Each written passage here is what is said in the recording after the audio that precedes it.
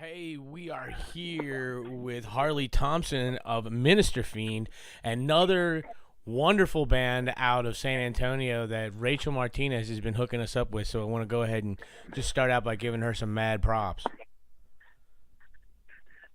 Yeah, thank you. She's been great.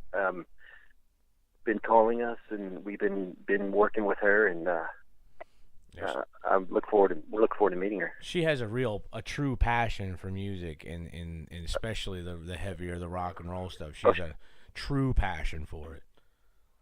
yeah, she's been telling me about I guess future plans that you guys have, and I'm really impressed to see what happens with this thing. Yeah, me too. I mean, we're trying. We try hard. For sure. Yeah, but tell us a lot about Minister Fiend. Give us a little rundown on what y'all are about. We've been around for a while. We've got a new CD out. We just put it out. It's called Chemically Enhanced. I've got it on every digital outlet you can imagine, and you Right. can get it that way.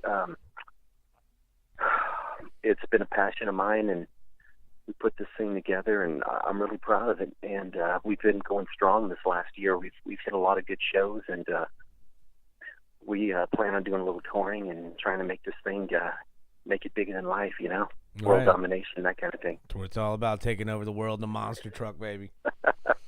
That's right. So tell us a little bit about your writing process. You said you recorded a CD. So give us a little insight into how Minister Fiend writes a song. Well, with the writing process, I think I'm a little backwards. I've always been this way. I'm more of one of those guys that, I mean, I guess everyone has their own writing process, but, I'm one of those guys. I like to sit down in the studio by myself, lay down some tracks, some samples, that kind of thing. And I really like to record in the studio in that manner. And I know sometimes that might, sound, these purists out there might be like, oh no, we jam and we get together, and everybody in the band throws in their 2 cents to it, and all that bit. And I think I do things a little differently, I'm one of those persons. I'm hard to deal with as far as, I have to like everything that I'm doing. I have to love it. It has to be something that I've experienced and something I believe in. Otherwise it just doesn't go into it doesn't go down. You know what I mean? I get it. And if my heart's not into something, you'd have to pay me. You know what I'm saying? It's like if it's not passionate and it's not something I really want to do, well, then I need dollars to do it.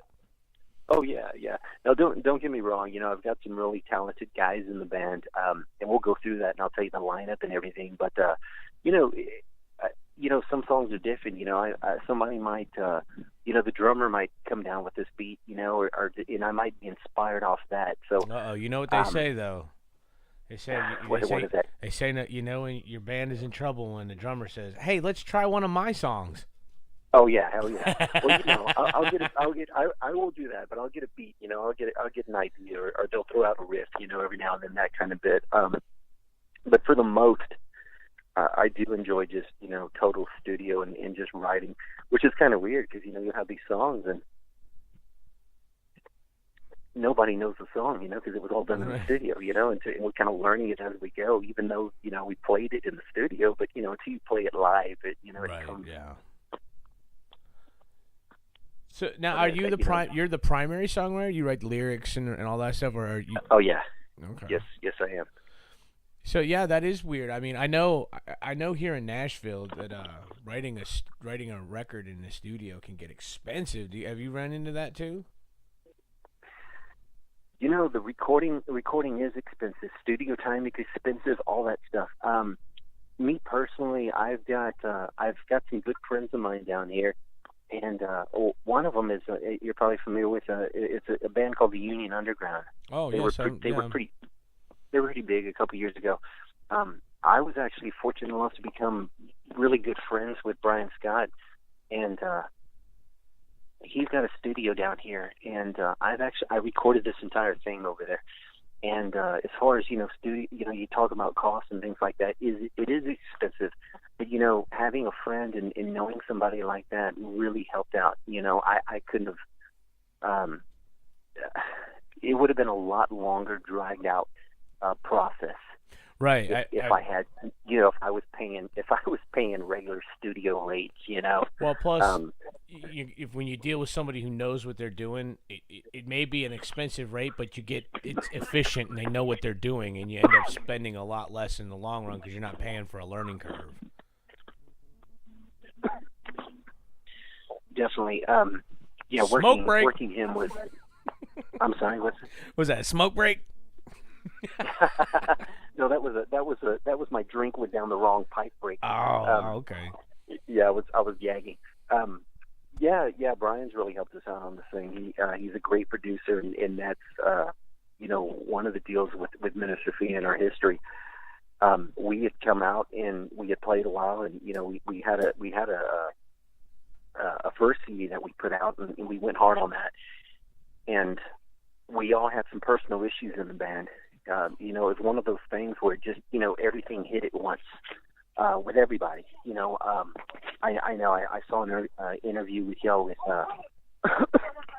with Murder FM a while back, and they were talking about just things hitting, just life. Life hits you this certain way, and that's kind of what we went through for a while. We took a break, and when I planned on doing this thing and coming back, it was definitely I wanted Brian Scott to produce this thing, and I wanted to record with him, and I waited until that opportunity arose and jumped on it, and I'm extremely happy with the outcome. Excellent. So you go into the studio totally blank, no preconceived notions, no influences, nothing. Like you just walk in and let inspiration hit you in the studio. Well, let me back that up a little bit. With that situation, I do have a home studio myself, and I do record, and I do, pretty much have things laid out. It's, lyrics are there, riffs are there, the songs are there. You know what I mean? At that point, when I go to that level to record, because I can't record like a guy like Brian Scott that's gone platinum guy. You know what I mean? It's right. Yeah. I Fruity Loops. I'm sitting there with Fruity Loops and whatnot. Fruity Loops. I think we've all done a project with Fruity Loops. Oh yeah. What's funny though is I hear these bands, like a lot of these kids and stuff. Some of this just blows me away. Some of these industrial bands and things like that. Right. It sounds like amazing computer what's out there. sex. I love it. What's that? I think it sounds a lot like computer sex. There you go. But that's that. But yeah. I do. We have an idea. It's like I'm not going over there. Yeah, Okay. That would cost a fortune. Yeah, I was gonna say, wow, that's like Nikki Sixx prices right there. Be like, I'm just gonna shoot heroin and write about the thing that hits me. No, he doesn't like me that much. Yeah. So okay, give us the rundown. You say you're going to introduce your band members. Tell us who's rocking in Minister Fiend with you.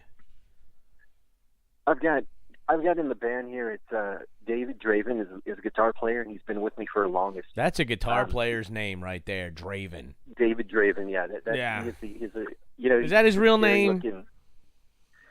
Is that a stage name or is that a real name?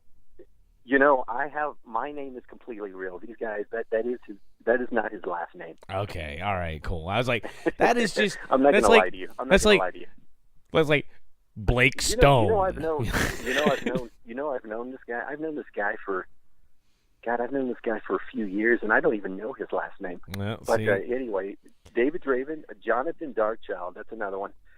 He's the newest addition. I was going to say, these names are stage names because nobody has this cool a name just naturally. I'm telling you, Mike's 13, and that is his real name. No, no, that is my bass player, Mike 13, and then Stephen Wolf, and Stephen Wolf that is his last name. Yeah, I was gonna say you need somebody in there named like Stanley Kowalski or something like that. I'm telling you, yeah. Dick Wolf, yes. Dick Wolf, yeah. Uh-huh. I watch entirely too much Law and Order, so I know exactly who you're talking about. I love that name. Every time it comes on, I'm like, Dick yes. Wolf. I'm like, I was like, I look at my memory like, what a dick. That's great. But yeah, that is the lineup. Well, that's awesome. I was gonna say, wow, that's too many fucking great rock and roll names. Like, it's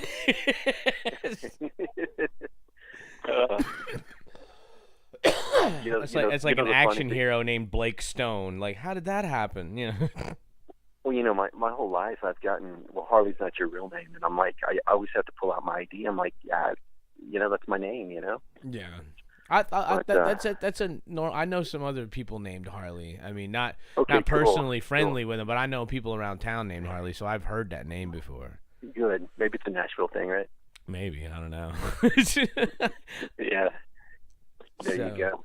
So okay, you got a kick-ass lineup. You put your second record out.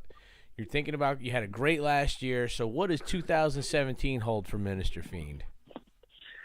We've been real selective on the shows that we're doing.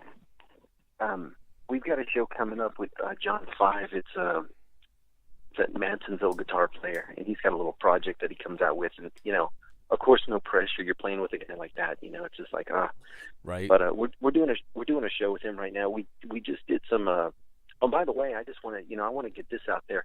I just want to thank people. Like you in this station, pushing bands and just helping the whole scene. It's just wonderful.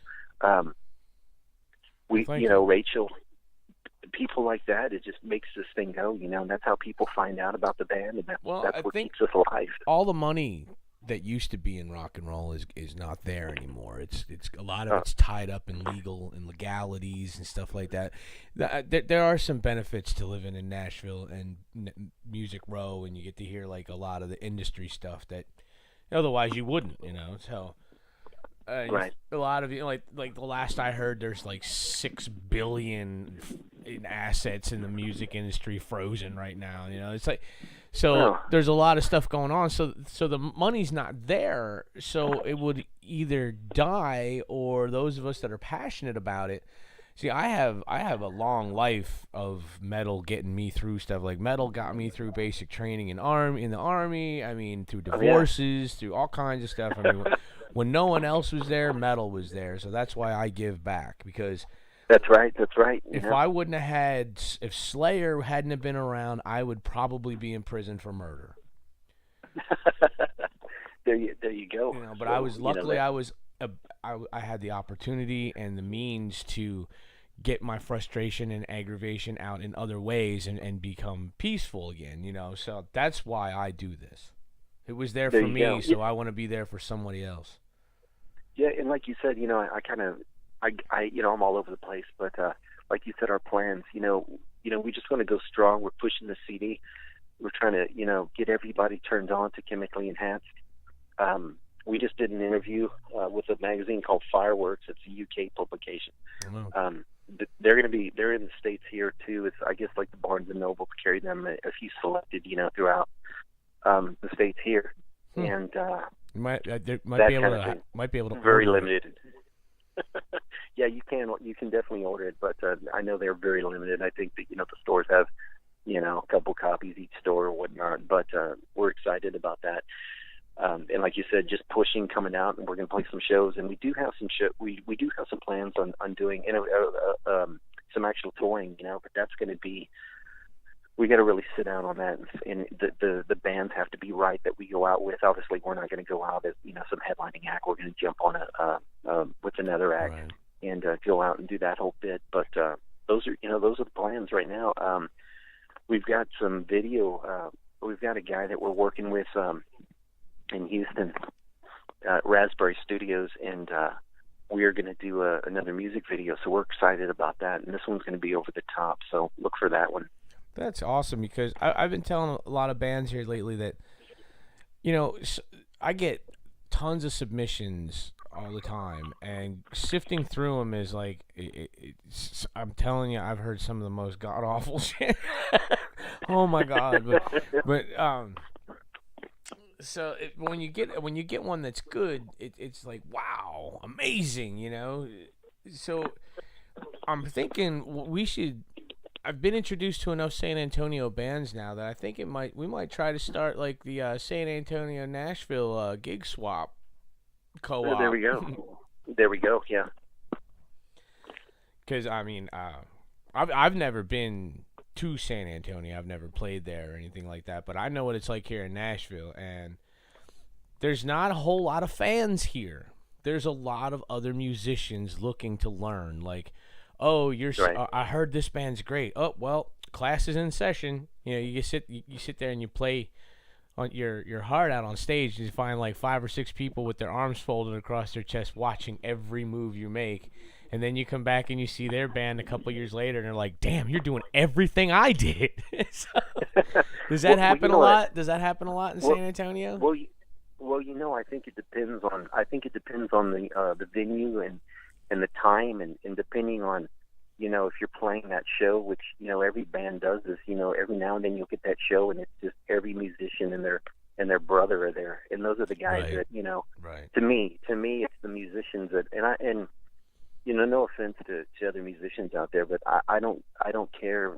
I don't give a damn about the musicians out there. It's the people that love the music. Well, and I don't that you're know. non-biased Musicians are about some it, of the biggest fans too now. I mean, some of the Well, people that musicians that I know, like that's what they do for a living. They buy more records and go see you're more right other about bands. So I don't know. I think it's unfair to say a musician is not a fan. Well, you're right. You're right about that. But I've gotten, and like I said, I guess it depends on when you have your own hometown, and you've got musicians that are how can I put this? That guy. It's that guy, and like I said, it's not all musicians. It's that guy that's always talking shit about everybody else. You know what I mean? That guy. I know you're talking You know. about. Yeah, they're better than Yeah, it's everyone. that- Everyone's beneath you. Yeah, those fucking Right, idiots. right. It's that guy. Look at that. Look at his tone. Look what kind of amps he playing through, or what. Yeah. That kind of. And for me personally, I just have no. That's just all nonsense to me. I don't care. It's about the song. It's about Those the, people the don't overall- last long. No, I've noticed those shit talkers either go straight to the top and then get their asses kicked by someone like Ozzy Osbourne or something like that, or they just don't.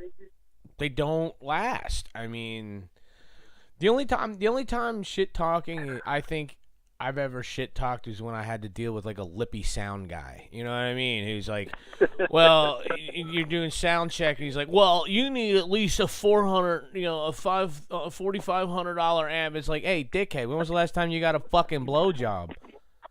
Right, yeah. Yeah, And you know what? That's funny that you say. That's funny that you say that because every now and then you come across that sound guy from hell, and you're just like, oh, why? Right. Right. I was on the it's road really with just- Fleetwood Mac. He's like, go the fuck exactly. back with him, asshole. You're here now. Yeah, exactly. We had a sound guy here in Nashville. God rest his soul. He's passed now, but this dude was like the rudest guy, and he was like fat and narcoleptic, so he would like fall asleep like eating chicken wings and shit. So you go to look up, you're in a sound check, and you look up, and he's got like 4 or 5 chicken wings on his man tits, and he's like snoring, and you're like, what the? Why do you still have a job? We did a show. We did a show a while back, and I'm not even going to mention who it was, or any of that. But there was a video. But I swear this guy was on. He must have been taking some speed or something. I mean, he was all over the place. It was just like, oh my god, and it was a nightmare. Yeah. Jeez. Yeah, we a lot of times in my old band, the sound guys we were one of the rare bands that we had a very mixed audience. We had just as many girls as we did guys, almost. So Nice. oh my god, so usually it's one girl, 50 guys. It's like. But man, like we'd catch the sound guy like chasing pussy so much he wasn't really paying attention to the mix or nothing like that. He was too busy getting lit and fucking chasing pussy. Yeehaw! There you go. I mean, but if you want perfection, buy the record. If you want a great time, come see the show. Exactly. And I mean, you said it. You summed it up right there. So okay, I like what you're doing. How you you say you've been holding back on some gigs because one of the worst things a band can do is get overexposed because you ride the wave like, oh my God, everyone loves you. Oh God, now no one shows up to your gigs because it was last month. Right. Well, and I think that's something that we've definitely experienced here, and we've gotten to the point where, I mean, we're literally handpicking our shows and trying to do. Damn, y'all live in the hood, don't you? I hear the cops. I'm outside, and I think that's an ambulance going by. Well, either way, y'all live in the hood. Yeah, I wanted to get. I don't know, but I wanted to get some air, But what were we talking about? Dude, I just went blank. What were we talking about? Welcome to the Bearded Clan exactly, show. exactly. So overexposure. Oh, there we go. We've been trying to handpick our shows, and we just been trying to do the good shows that are coming in. But it does get to a point where it's like you play too much. It's like, well, when people quit buying your shit, it's time to go out and start playing other cities. Or they get the attitude of, I'll catch them next week. I'll see them next week. They play every weekend. It's like everybody in San Antonio already has their CD, and it's kind of like, and you're selling shirts and you're doing this. It's like, we got to get out. We got to get out. You got to branch out. You need to come on down here to Nashville and play some gigs down here. I would love it. We definitely need to do something like that. What's great is some of these shows. We just did a show with a band called William Control, and nobody. It was kind of a little different than what we're doing and whatnot. And what's great about it is there's this whole all these kids there that just they have no idea who a core band are, because they don't normally listen to this kind of music. And they liked it, and they were coming up. We sold tons of merch, and everything was great, which always makes me happy. All right. And money makes me happy too. Oh God, but that keeps us up. But the whole these kids were just like, where are you guys from? And they're just going on and all this other bit, and we're like, you should come up with like a great story, or like, we are from another time and dimension. You will never achieve this level of greatness because we are from the future. That would work, right? But we need to branch out, and I think that is definitely the next plan. And you said it too, the overexposure, playing too much, and you should always have something wacky in the background coming out to hit him next. It's like a very wise person told me in this industry is like, if you come out with your record and it's a hit, you're already behind because you don't have your second one done yet. Oh, geez, So, it's like what you got. Well, the thing is, you control your own destiny like that, and I really like how you don't play every weekend, don't oversaturate yourself. That's really self-discipline, really.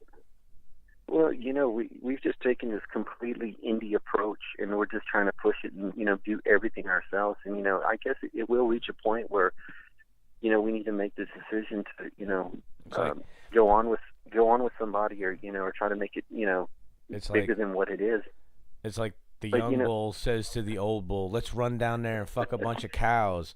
But then the old bull looks at the young bull and says, why don't we walk down there and fuck them all? All of them, yeah. So now, if somebody who's never seen Minister Fiend, doesn't know nothing about you, what would they expect at a Minister Fiend show? That's a good question. I don't. Depending on what night they came out, what they'd expect. We're pretty. It's pretty mixed up. We've got these explosive shows where we're just on fire. And depending on how much we had to drink, it might be a really good show, or it may not. So the more alcohol, the better the show, or the less alcohol, the better the show? Probably the less, I would imagine. Yeah, that's what I found. Crazy. No, but we try to always deliver our best and entertain everybody, and everybody in the band. They're very down to earth.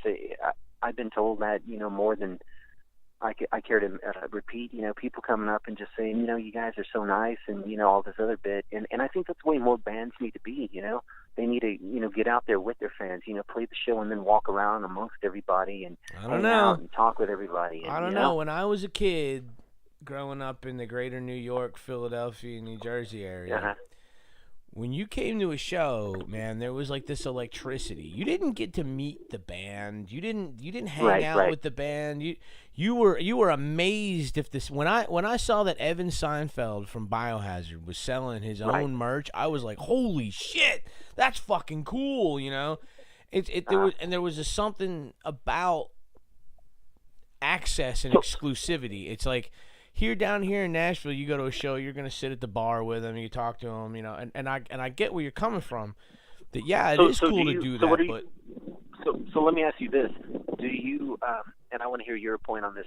So do you think that it creates more of a like you said, growing up, it creates more of that I guess that interest? Is that what you're saying by not hanging out, you know, by not being the mystique? Do you think is lost more in that? Yeah, I do.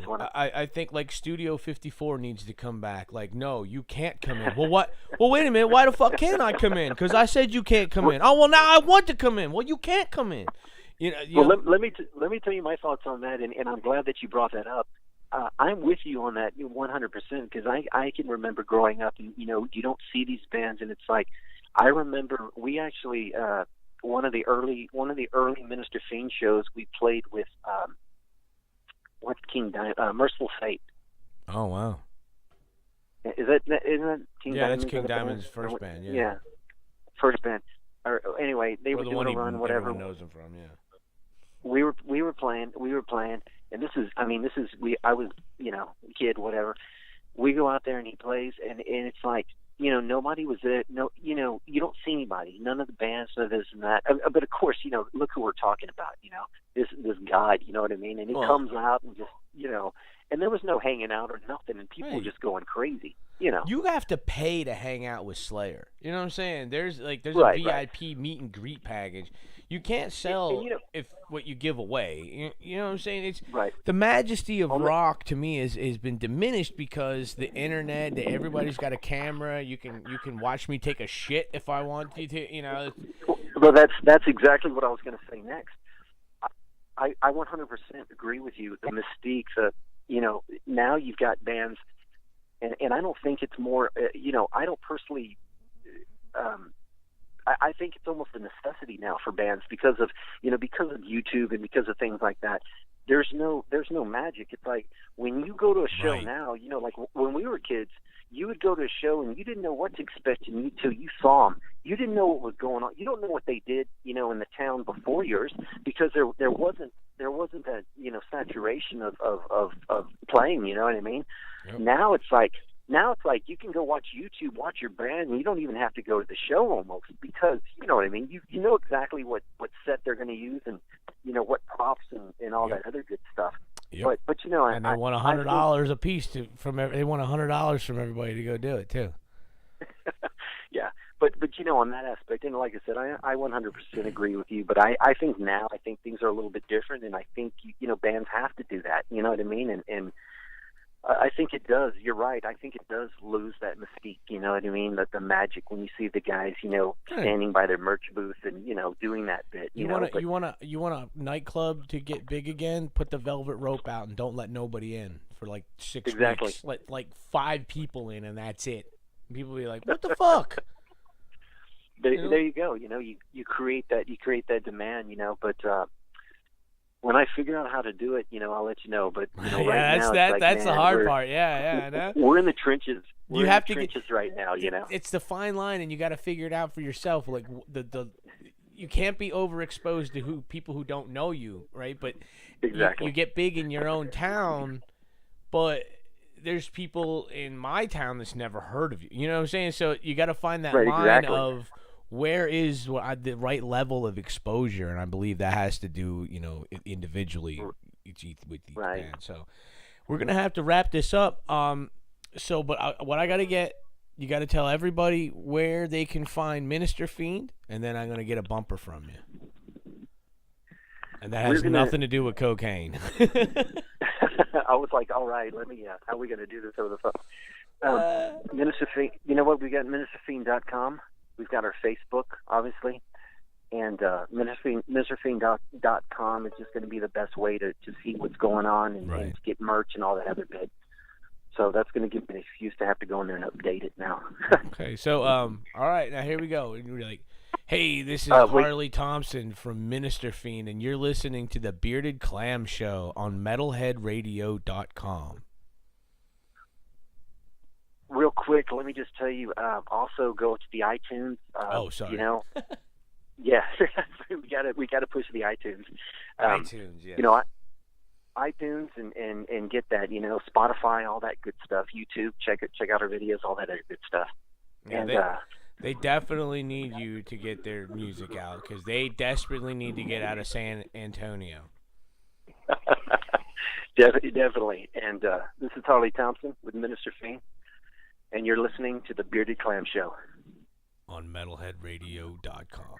All right, buddy, on man. metalheadradio.com. It was great meeting you, man, and stick around. Definitely get some music to me. I need you to actually send it to me.